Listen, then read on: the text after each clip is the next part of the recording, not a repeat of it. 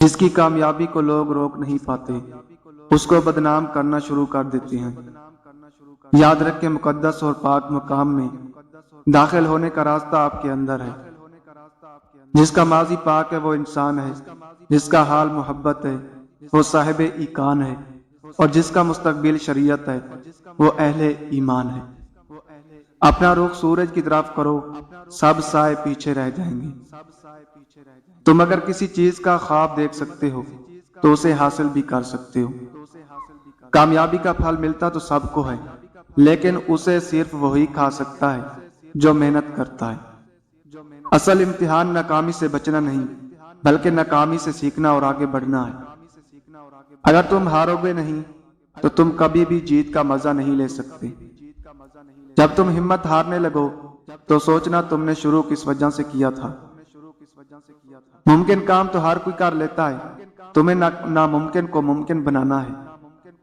جن لوگوں میں قابلیت ہوتی ہے انہیں کہنے کی ضرورت نہیں ہوتی، بلکہ وہ ہر جگہ پسند کیے جاتے ہیں۔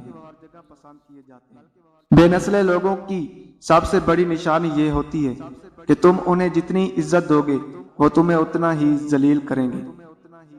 محنت سے آپ تین چیزوں سے بچے رہتے ہیں، ایک بے لطفی سے، دوسرا بدی سے، اور تیسرا دوسرے کے آگے ہاتھ پھیلانے سے۔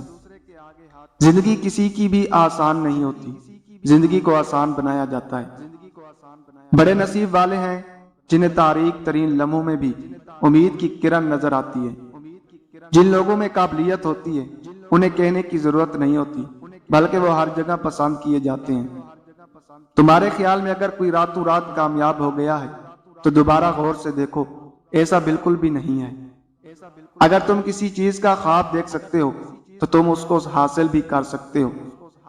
اکثر حالات میں ناکامی کی وجہ یہ ہوتی ہے کہ آدمی فوراً کامیابی چاہتا ہے،